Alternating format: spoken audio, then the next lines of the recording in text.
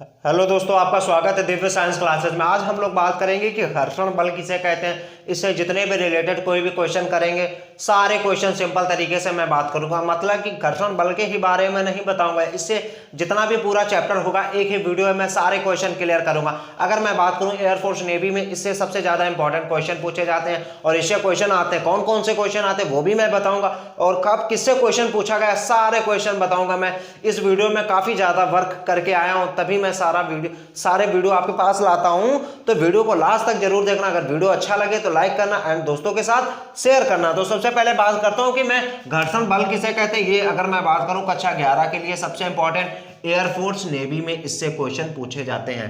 अगर मैं बात करूं घर्षण बल के कुछ फैक्ट हैं जो कि 1 नंबर में पूछे जाते हैं। घर्षण बल सदैव विपरीत दिशा में कार्य करता है। अगर मैं बात करूं घर्षण बल के बारे में, अगर पूछ दे ये किस दिशा में कार्य करता है, तो यह सदैव विपरीत दिशा में कार्य करता है। इसकी डायरेक्शन होती है जो कि नेगेटिव होती है। अगर मैं बात करूं घर्षण बल सदैव गति को कम करता है। अगर मैं बात करूं जैसे कि एक ये स्पर्श है, इस पे एक कोई वस्तु रखी, अगर मैं इस पे कोई फोर्स लगा रहा हूं, ये कुछ समय तक गति अवस्था में आएगी परंतु ये रुक जाएगी कुछ समय बाद। इसका मतलब इसके वस्तु और इसके पृष्ठ के ऊपर कोई ना कोई बल लग रहा होगा, इसके ऊपर उत्पन्न जो कि विरोध कर रहा होगा, जिसे हम घर्षण बल ही कहते हैं।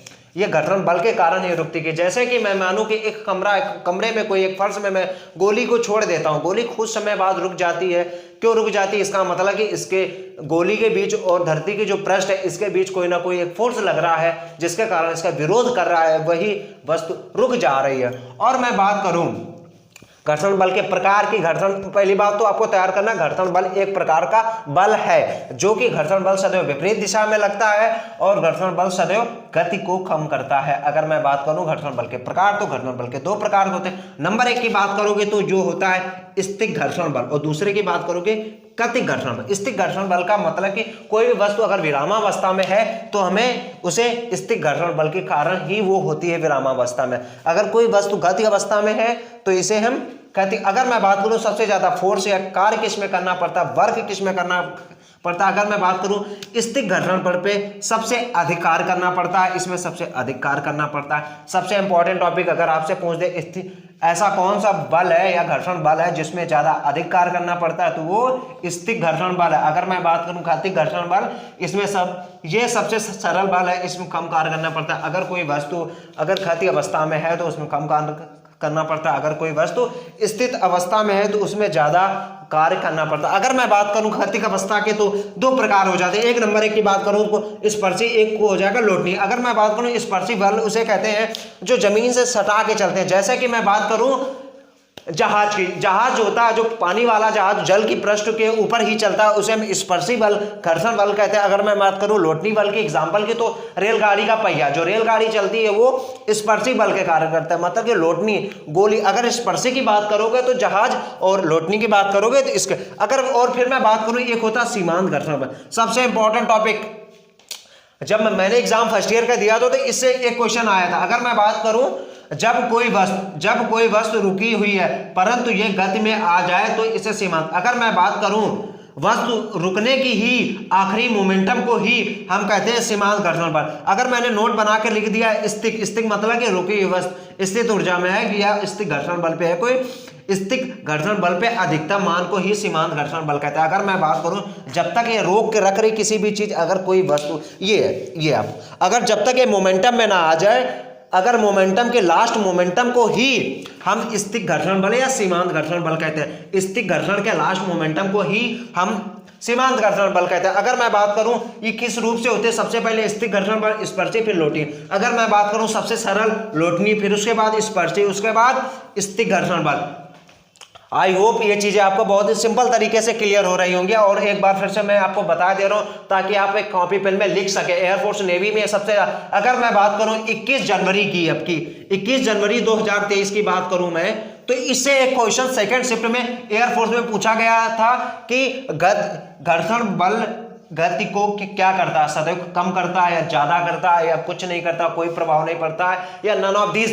तो सबसे ज्यादा इंपॉर्टेंट टॉपिक था गति का घर्षण बल गति को कम करता है, मतलब कि उसकी जो मोशन होती है उसमें रुकावट उत्पन्न करता है। और मैं बात करूं इसकी डायरेक्शन कौन सी होती है, विपरीत दिशा में होती है, इसका मतलब कि निगेटिव होगी।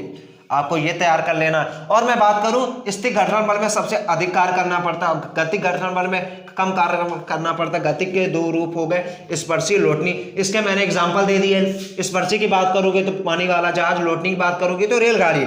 और मैं बात बताया कि सीमांत घर्षण बल किसे कहते हैं, जब कोई वस्तु रुकी हुई होती परंतु गति अवस्था के आने को ही सीमांत घर्षण बल कहते हैं। और सिंपल तरीके से एक मैंने नोट बना के लिखा है कि गति घर्षण के अधिकतम मान को ही सीमांत घर्षण बल कहते हैं। आई होप ये चीजें आपको क्लियर हो रही होंगी। अगर क्लियर हो रही तो वीडियो को लाइक करिए, दोस्तों के साथ शेयर करिए। और भी मैं बात कर रहा हूं कि घर्षण बल को कम कैसे किया जा सकता है, तो मैं अगले स्लाइड में बताता हूं कि कैसे कम किया जा सकता है। जब तक आप स्क्रीनशॉट ले सकते हैं। अगर आपको ये बहुत अच्छे तरीके से पिक्चर क्वालिटी दिख रही है और नहीं दिख रही तो मेरे शब्दों पे ज्यादा से ज्यादा फोकस करिए। और ये इंपॉर्टेंट टॉपिक आपको लिखना, गति बल सदैव गति को कम करती है, क्योंकि ये 2023 में 21 जनवरी को एयरफोर्स के दूसरे शिफ्ट में पूछा गया था इससे क्वेश्चन। और जब तक मैं हटा दे रहा हूं, आई होप आप लोगों ने स्क्रीनशॉट ले रखी होगी बहुत अच्छे तरीके से। और बात कर रहे थे कि घर्षण बल को कम कैसे किया जा सकता है, बहुत ही सिंपल तरीके से चीजें बताएंगे। और पीछे वाली स्लाइडें आपको बहुत अच्छे तरीके से क्लियर हो चुकी होंगी। अगर क्लियर हो गई तो वीडियो को लाइक करिए, कमेंट करते रहिए एंड दोस्तों के साथ शेयर करिए, ताकि और भी चीजें मैं बनाता रहूं ऐसे तरीके से। और अगर आपको ये चीजें आपको बहुत अच्छे से क्लियर हो रही होंगी तो आप मुझे कमेंट बॉक्स में जरूर बता के जाना है जरूर। अगर मैं बात करूं घर्षण बल को कम कैसे करें, तो स्पर्शी घर्षण बल को लोटनी बल में परिवर्तन कर देना चाहिए।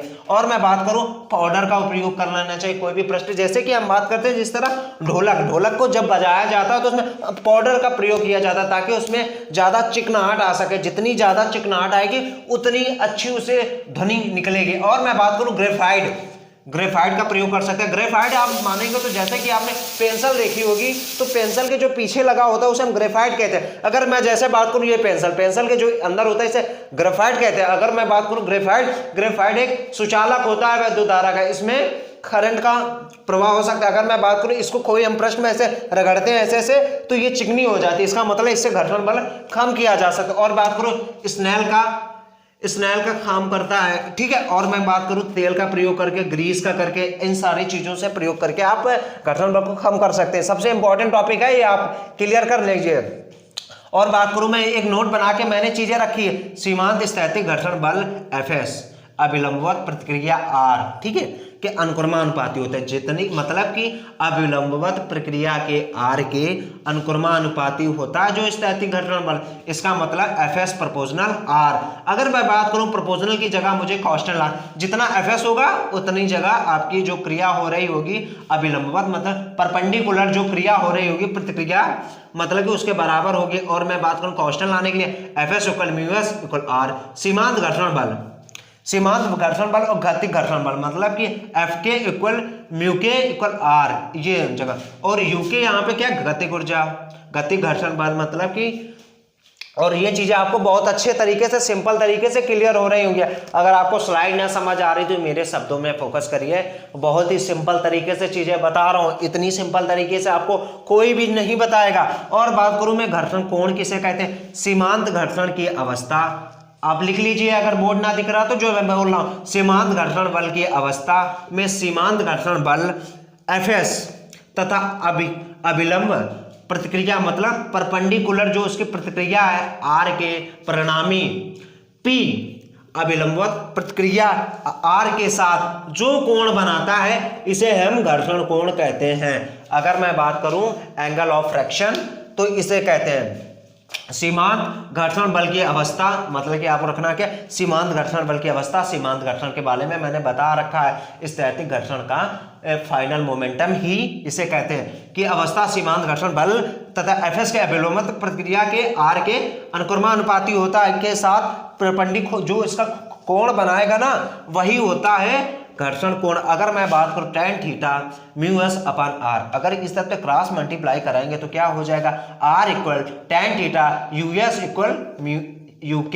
तो यहां से क्लियर। और मैं बात करूं us का जो मान होगा ना वो 1 से कम होगा। अगर मैं बात करूं लैम्डा बराबर सदैव 45 से कम होगा। अगर tan थीटा 45 की वैल्यू आप रखेंगे ना तो 45 की होती है 1, इसका मतलब कि 1 से कम होगा। आई होप ये चीजें आपको क्लियर हो गई होंगी।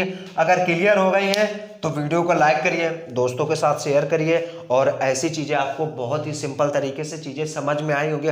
और फिर से मैं चीज़ें बता रहा हूँ आपको बहुत ही सिंपल तरीके। बल को कैसे कम करना, पहली बात तो इसको आपको तैयार करना, घर्षण बल को कैसे कम करना है तो इस पर्ची को लोटनी में कम करना, ग्रेफाइट का यूज़ करते हैं, पाउडर का यूज़ करते हैं, तेल हो गया, ग्रीस हो गया और सीमांत स्थैतिक घर्षण बल के अभिलंबित प्रक्रिया के अनुप्रमानुपाती होता है। इससे मैंने एक फार्मूला रिलेट किया, इससे जितनी भी न्यूमेरिकल बनेगी, जो न्यूमेरिकल बनेगी इस फार्मूले पे बनेगी, इससे कोई भी क्वेश्चन बाहर नहीं आएगा। आई होप बहुत ही अच्छे तरीके से आपको चैप्टर मैंने 10 से 15 मिनट में पूरा चैप्टर क्लियर कर दिया। इससे कोई भी क्वेश्चन बाहर नहीं आएगा। कोई भी एयरफोर्स, नेवी, एक बड़े बड़े एग्जामों में इससे क्वेश्चन आते हैं। आई होप ये चीज़ें आपको क्लियर हो गई हैं।